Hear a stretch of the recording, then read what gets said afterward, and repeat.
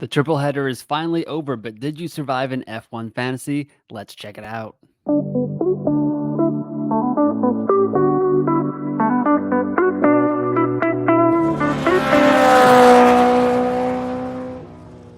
What is up, everyone? Welcome back to another episode of F1 Fantasy Pole Position. It is Tuesday, July 9th. My name is Ewan, and on today's episode, we are going to get into a British Grand Prix review episode and a little bit of a roundup of the entire triple header. I was gone last week, so no British Grand Prix preview from me, so apologies for that. But we are back into the regularly scheduled content, race review, race preview the following week, and then green flag, yellow flag, red flag will be coming back out after triple header was just so crazy. Content was flying around. But now that we're back into a kind of regular race schedule, weekend off here, and then it's the Hungarian Grand Prix, and then we will be back on full steam ahead for F1 Fantasy as we go into the summer break, where there will still be F1 Fantasy content. So make sure you like and subscribe to the YouTube channel, like and subscribe to the podcast if you're listening on the audio side. Any support is greatly appreciated. We are this close to 500 subscribers, and that is the goal before the summer break. 500 subscribers, super close. So any help there is greatly appreciated. But let's get into the actual episode here. British Grand Prix review, British Grand Prix facts and stats. So the optimal team from F1 Fantasy Tools based on a $122 million budget was McLaren and Red Bull, with Lewis Hamilton as the 2 times winner, Sainz, Hulkenberg, Albon, and Sargent. Sargent, very divisive in the community. I am pretty much on the never Sargent side of it, but he is very cheap, so I can understand why you may want to take those savings. Positions gained: Kevin Magnussen with 5, Perez and Tsunoda with 3, and then 5 other drivers with 2. Overtakes: Magnussen with 6, Leclerc with 5, and 4 other drivers with 4. And the fastest pit stop as of right now, I don't think it's been made official, but this is kind of what I was calculating. I think what I saw on the F1 Fantasy Game website is Red Bull with 15 and Alpine with 3. So surprising there. But yeah, pretty good weekend for Magnussen. Really good weekend for Haas in general. Nico Hulkenberg finishing 6th. And they've been kind of flying recently. Very good in Austria, very good at Silverstone. And Nico Hulkenberg, a little sad that he's going to be in that stake F1 car next year. Hopefully they can kind of pick it up the pace, because he is driving some of the best I've ever seen Nico Hulkenberg drive. So hopefully he can bring that into the team and they can give him a car worth fighting for. Teams that were kind of going around for the British Grand Prix were like, is it the 2B debate? So anyone, 2 drivers below 25 million? Do you go with an A asset? McLaren, Mercedes, Red Bull, is all kind of flying around. I know some people stuck on Ferrari, but they weren't as popular as usual, as they have seen a little bit of a downtick in form. So in general, I just wanted to kind of calculate some teams and hear what we've got here. So Norris with a B tier driver and then 3 C tier guys, you would need a budget of at least 120.8 million. These are all kind of expensive budgets. So unfortunately for people like myself, I'm at 118.7. So I can't even afford any of these teams. But this is kind of what I plugged into F1 Fantasy Tools, and this is what came out. So Norris with a B driver and then 3 C tier drivers. So that would have been McLaren, Mercedes, Hamilton with the 2 times, which if you had Norris in your team, you weren't going to put Hamilton with the 2 times there. Hulk, Mag, Sargent, and Norris, 120.8 million. That would have gotten you 246 points this weekend. Norris with 4 C tier assets. So here you would have gone McLaren and Red Bull as your constructors. Norris with the 2 times, then Hulk, Stroll, Magnussen, and Sargent. That was 120 million. That was 208 points. So not as good there. 2 tier B drivers and 3 tier C drivers would have been McLaren and Red Bull. And then Hamilton, Sainz, Hulkenberg, Albon, Sargent. That was 121.3 million. 261 points. So that was outstanding. I'm not sure a lot of us went without any McLaren driver, but just plug that in, and that's what F1 Fantasy Tools popped out. And then if you went with Verstappen and 4 C drivers, you would have gotten McLaren, Red Bull, Verstappen, Hulkenberg, Magnussen, Tsunoda, Sargent, 120.3 million, 209 points. I wish I was that close. 153 points for me. Didn't go all that well.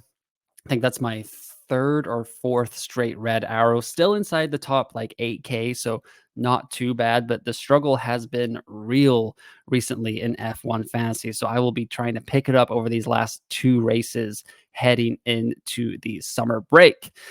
It's been too long into the episode to not talk about kind of the main story that came out of the British Grand Prix. Sir Lewis Hamilton came out with his 104th career win, first win since 2021, Saudi Arabia. I think it was 945 days. Ninth win at Silverstone. That makes him the winningest driver at a single circuit, breaking a tie with Michael Schumacher at 8. So great job by Lewis Hamilton. I think F1 fantasy aside, we were all cheering for him to bring that home because it had been a long time since we've seen Lewis Hamilton on the top 7 podium. It's been a couple of seasons now. He hadn't gone without a win in his career. Like for a full season, he had won every or at least one race in every season of his career up until 2022.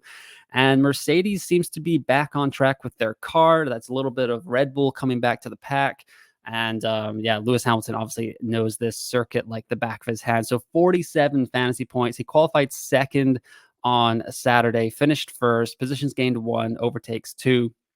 And this has kind of been the thing with Lewis is his qualifying has been so bad on Saturdays or poor compared to his usual results or where we were used to seeing him in F1 fantasy and F1 in general that even though he had good Sundays, he couldn't get all the way up to the top, really. We've seen him on the podium a few times. Austria was his first podium of the year.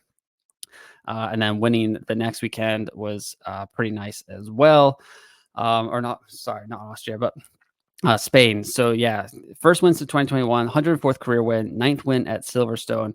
And yeah, in general, the Saturday pace hasn't been there, but it all kind of clicked together at Silverstone. He came second in qualifying, and he was able to kind of take advantage of some mistakes from McLaren. Red Bull were kind of off the pace. It would have been interesting to see what would happen if George Russell was able to stay in the race as well. But really, McLaren really like fumbled that win again, which is starting to get a little frustrating as a McLaren fan. The strategy is not really there, but it was great to see Lewis Hamilton on the top step of the podium once again, and 47 points in F1 fantasy, by far the highest scoring driver, and ended the Lando Norris streak of driver of the day. So that was kind of nice to see. I was like, how is Lando? I mean, Lando technically was classified in Austria, but did not finish the race and still won driver of the day. And so all it took was a all-time great getting back on the top set of the podium to bring down Lando Norris and his driver of the day kind of dominance. And now that the British Grand Prix is over, we can take a deep breath from the triple header. That was back to back to back races.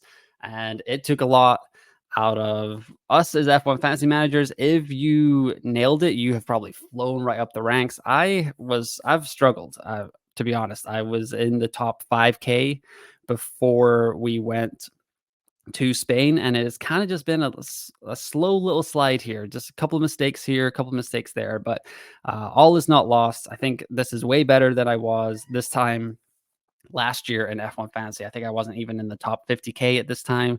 So don't give up hope. There's still plenty of time to turn around. This was actually just that's the halfway point of the season. So wherever you are right now, second half, ready to go, have a barnstorming second half of the year. But we just wanted to kind of, with taking a deep breath, triple header roundup, let's look at how everybody did in F1 fantasy. So I've got the most points, fewest points, highest price rise, lowest price rise, best value, and worst value for driver and constructor. So the most points over the last 3 races goes to Lewis Hamilton with 99. The fewest is Pierre Gasly with -1 after his unfortunate Silverstone DNF, where he had a 50 place grid penalty because of all the new engine components he took. And then in the formation lap, gearbox issue, race over. That was something that also killed a lot of us there because we were all kind of like, okay, Gasly's going to start from the back of the pack. Alpine's kind of trending up, and it just never worked out, unfortunately. I think it was one of those, which has seemed to happen quite a bit in F1 fantasy over the last couple of races, is good process, bad outcomes. And over the course of a season, if you keep doing that, it should even out. It would have to have a pretty bad luck season for that to not work out, at least kind of even amount of the time. So keep on plugging away. That's what I'm going to keep you doing. Like the Lando decision in Austria just didn't work out. You can't plan for two of the best drivers on the grid to kind of just bang wheels and ruin each other's Sundays, which was looking spectacular for us that went with Lando and McLaren last week. And even Red Bull as well. I had Red Bull, McLaren, and Lando last week in Austria. So that would have been very nice. But yeah, just good process, bad outcomes. So don't give up hope. Keep your head up. Just keep going, plugging away, and it will all eventually come around. So Gasly -1, fewest points there. On the constructor side, Red Bull 194 points over the last 3 races. Sauber with 17 is the fewest. I'm going to talk about Sauber a little bit more in the race preview, but for Hungary. But I think as of right now, I'm considering them just a more expensive version of Logan Sargent. They're not scoring points, they're dropping in value. So if you can get out of the Logan Sargent and out of the Sauber business, that is going to be preferred for Hungary. I think that's going to be one of my priorities for my lineup there. As I've had Joe Guan Yu here for a while, it's just not working out. I thought Valtteri Bottas would be better. I was trying to get to him a couple of races ago. Didn't work out there either. So yeah, in general, I think Sauber's just dropping down the field, dropping in value too much. I was just looking it up earlier, and if you have had Logan Sargent since China, that was his last price rise. He has fallen in value since then, and you've lost 1.2 million in your driver lineup if you have just held on to Logan Sargent every week. So these kind of sinking assets we need to get off of. But I will break that more down in next week's race preview episode, which you will not miss if you like and subscribe to the channel. So please do that. That would be great. Getting close to 500 subscribers. As for highest price rises here on the driver side, we've got 6 drivers that jumped up 1 million. Daniel Ricciardo was one of them. Lance Stroll has risen a little bit. Lowest price risers, Joe Guan Yu and Logan Sargent, have both fallen 0.3 million over the triple header. On the constructor side, Visa Cash App, RB, and Haas have gone up 1 million. Sauber has fallen 0.2 million. And then the best value, Lewis Hamilton, 1.56 points per million.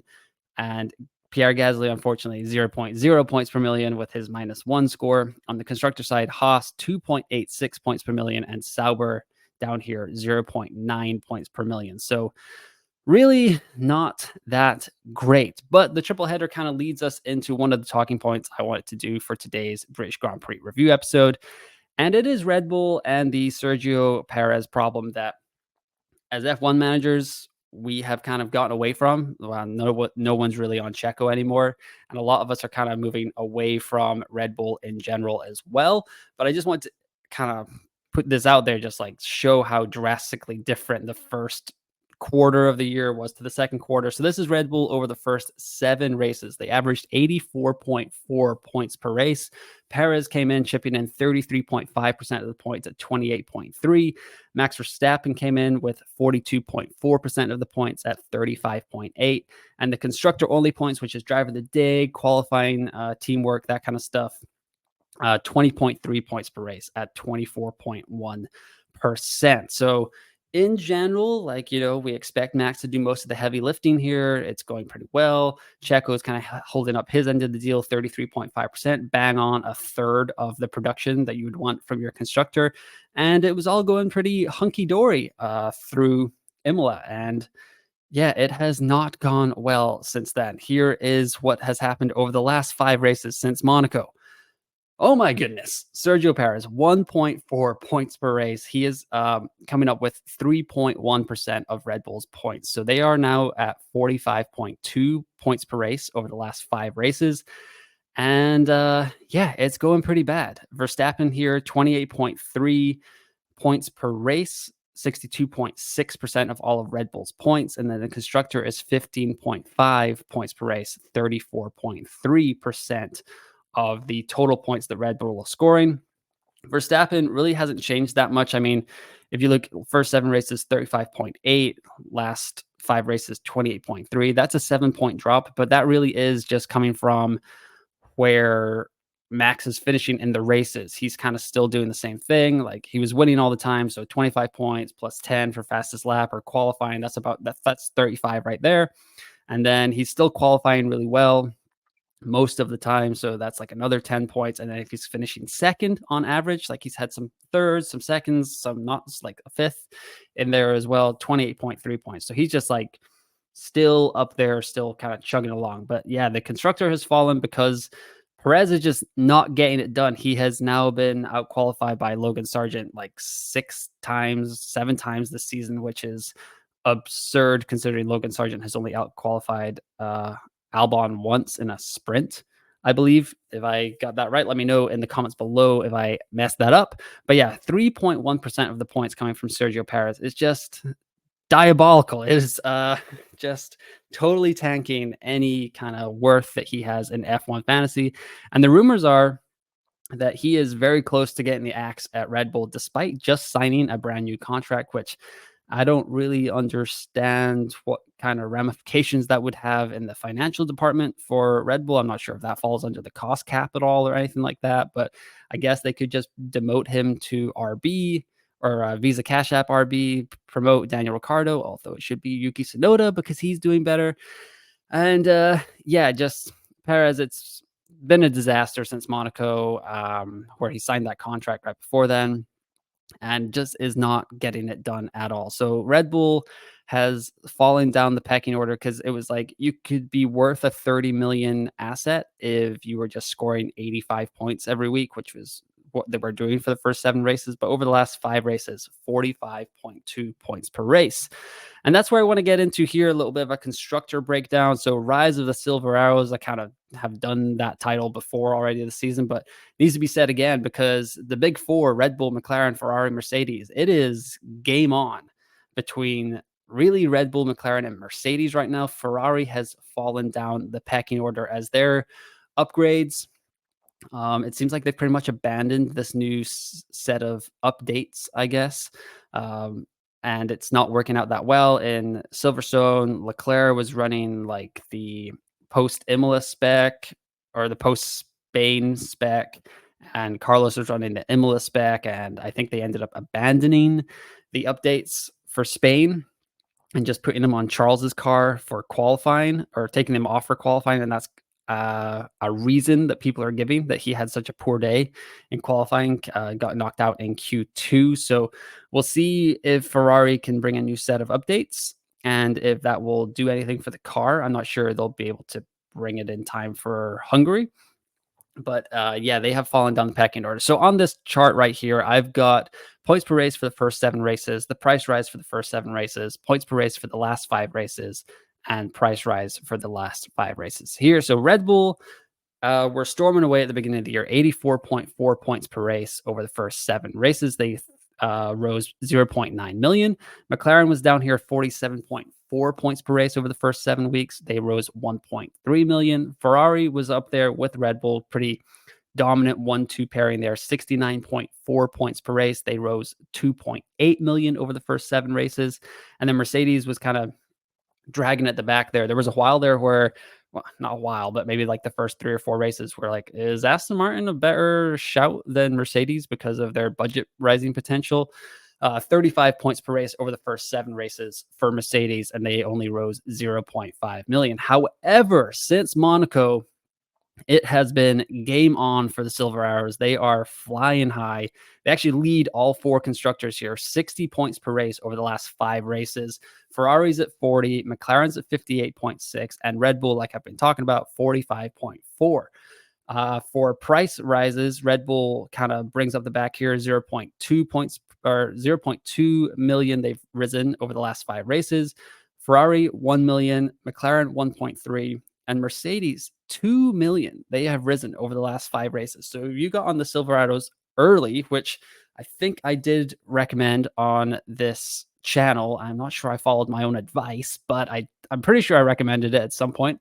Yeah, they have been crushing 60 points per race over the last 5. That's even with like a George Russell DNF in Silverstone.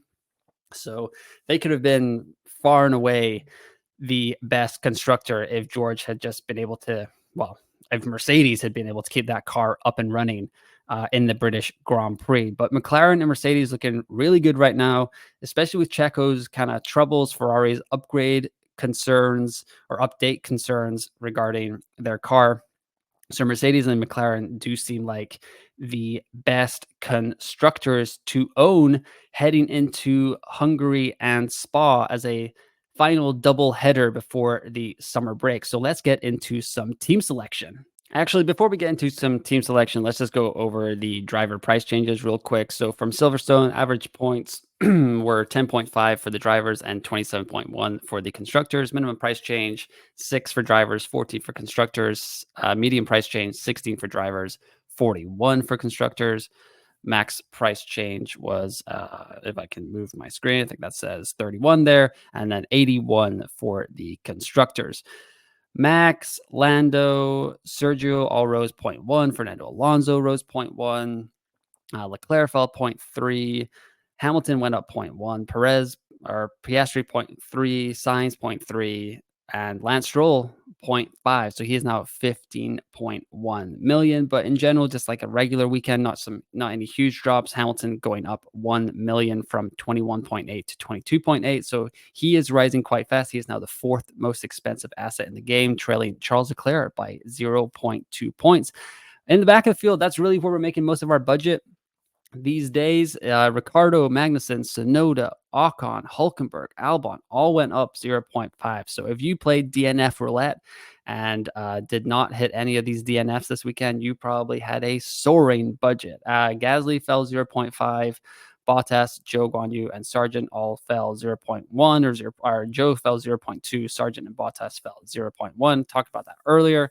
Sargent and the Saubers are just falling in price every week, and it feels like if we can get off of those heading into Hungary, that might be the best way to step up our game for F1 Fantasy heading into the second half of the season, as I just think those guys are just sinking in value and just going to cost us each week and not even bringing home like any points, any price rises either. You're going to just have to hope for 2 or 3, possibly 3 DNFs at least for those guys to rise in price. And those are 3 of the most likely to DNF just because they're so far at the back of the pack and they don't really have the most reliable cars. So if you can get out of the Bottas, Joe Guanyu, and Logan Sargent business, I would definitely try to make that a priority heading into Hungary. As for constructors, Red Bull went up 0.1, McLaren 0.1, Ferrari 0.1, Mercedes 0.1, despite Lewis winning just because of George DNF. RB and Haas went up 0.5, Alpine down 0.2 because of Gasly's DNF, Sauber down 0.1, but Williams rose 0.5 thanks to Alexander Albon's 9th place finish and Logan Sargent just not DNFing. So that was enough for them to rise 0.5 in budget. As for the price change headlines here, Lance Stroll is now a B tier asset, 15.1 heading into Hungary. So the budget building days are over for the Canadian. That means you need to get off of him because he is not scoring any points in F1 Fantasy or enough points for us to even have him in our team. He was just a budget building tool. I got on him this week and I will be dumping him for Hungary for sure. Ricardo has gained 2 million in the last 4 races. He's the next closest driver to tier B. So while I'm not particularly enthused about Daniel Ricciardo and his like kind of F1 fantasy scoring, he seems to keep rising in price. I think I'd much rather have either of the Haas guys, probably Sonoda, maybe even Alexander Albon at this point.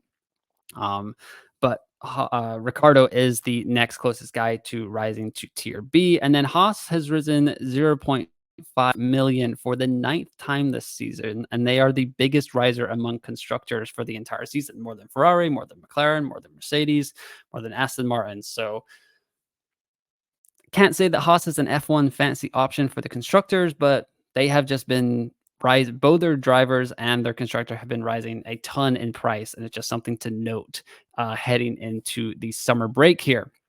As for the F1 Fantasy Pole Position League updates, top 5 for the season. Leapers won 3,032 points, absolutely crushing it. Ricard Don't, 2,952 points. Downforce F1, 2920, Master of Science 2916, and Pesa Racing 3 2853. So great job by all those drivers there. As for Silverstone top 5, Slavon Sakal won 242 points, although they did use their limitless chip. I saw that. So English Maj 44, 240 points.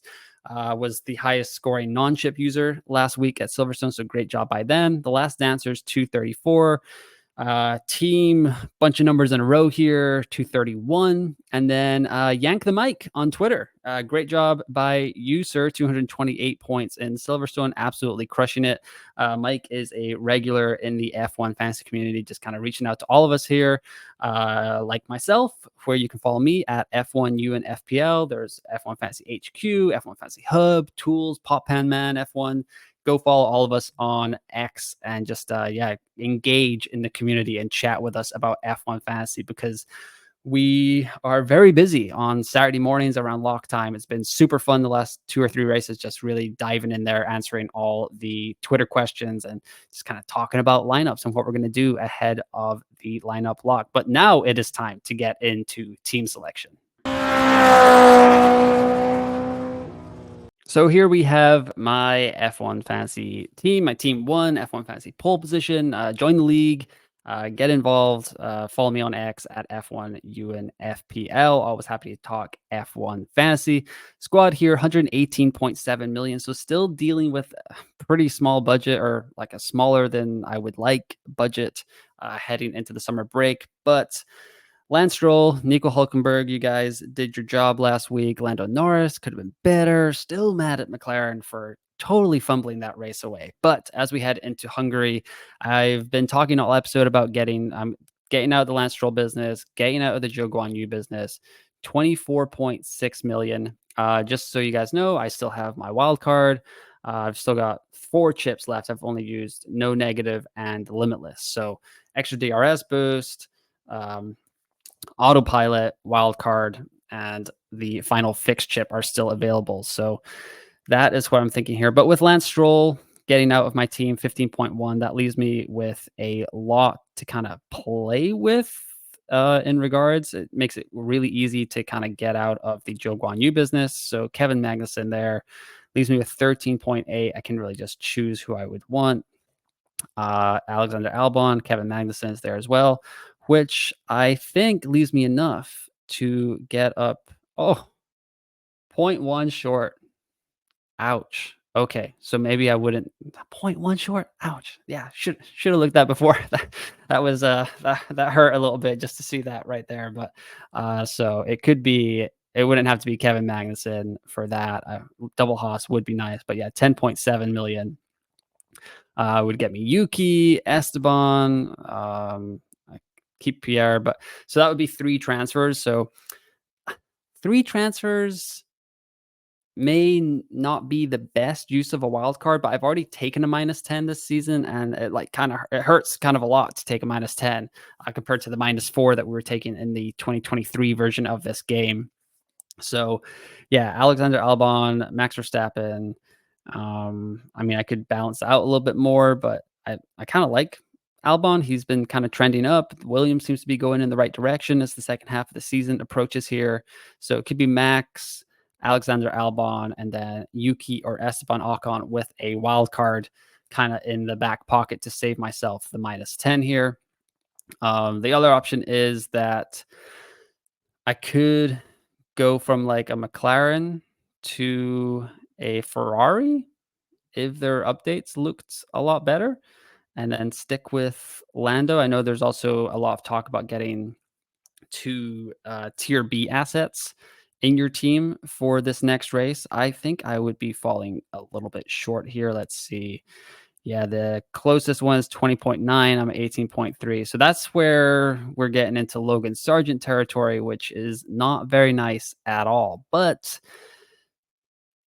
look at this. 22.1, 22.2. Just cruel, unusual punishment. But Lando and George with a Mercedes and Ferrari build, Logan Sargent, Pierre Gasly, Nico Hulkenberg. Not the worst thing in the world. Don't hate it. Don't love it at all, because, I mean, really not feeling good about Ferrari right now. They have really, it's like they sold their soul to win Monaco, and then everything has just gone like disastrously wrong for the Italian outfit since then. So I really wouldn't want that kind of lineup. I understand that there's pretty big desire to get 2 high scoring assets in there. The only thing that could work out for Ferrari is they seem to be very good in their updates, don't do very well in the high speed corners.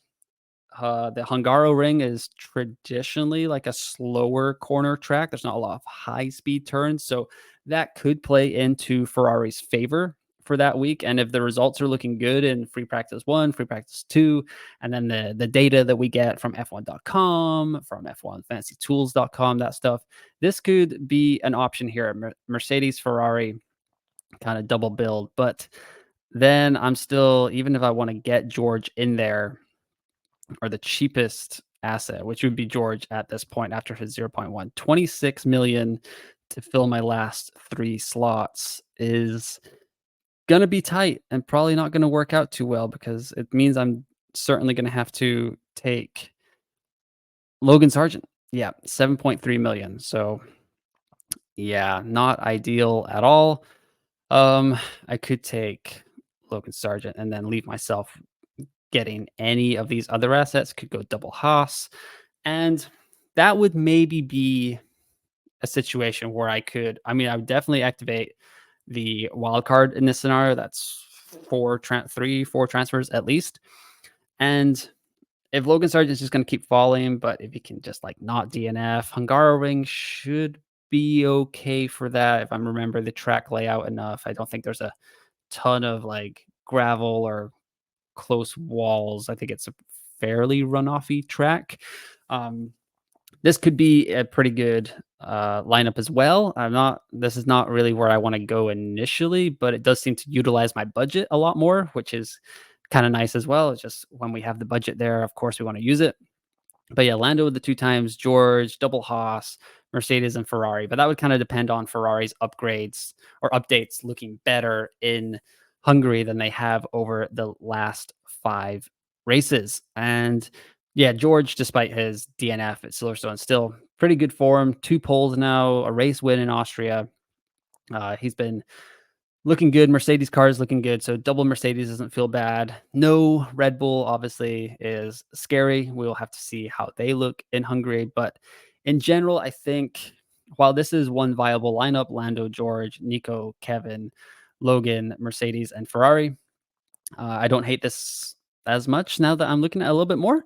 I think the one thing I would say is if you were going with a Sauber driver like a Joe Wanyu or Valtteri Bottas, I would just like, if you have to, I would just drop down to Logan, get yourself some more budget, because it's about how much we got here? So yeah, 2.3, 2.5 million in savings that you can spread around the rest of your lineup. That's going to get you a lot closer to like Ferrari is at 23.1, McLaren 25.7. So that's 2.7 right there. If you can save 2.5 going from Logan to, or Valtteri to Logan, you're pretty much getting a free upgrade there from Ferrari to McLaren. So definitely something to think about moving into Hungary. Just a quick look here at the upcoming schedule for F1 and F1 Fantasy in general. So next weekend, we've got Hungary, then it's Spa the following weekend, a doubleheader to end the first kind of half of the season. Summer break for almost a month. So if you're not doing anything, tune into the Olympics, tune into some FPL or Premier League. Or just enjoy the summer break in general, where we will be ready for the second half of the F1 and the F1 fantasy season, especially on this channel at F1 Fantasy Pole Position. So please like and subscribe to the YouTube channel and the podcast wherever you are watching or listening. That's going to do it for this week's episode of the British Grand Prix race review. Happy to be back in the chair, kind of reviewing F1, talking F1 again. It's been a weird couple of weeks, been on vacation quite a lot over the last month. Was able to get out some content, but hopefully y'all have forgiven me, and I will be back with tons of content coming up in the next couple of weeks, with this episode, race review or preview next week, and then green flag, yellow flag, red flag for Hungary. But yeah, once again, thanks for listening. Thanks for watching. Good luck preparing for Hungary. I will be back next week with the race preview episode, and I will talk to you next time.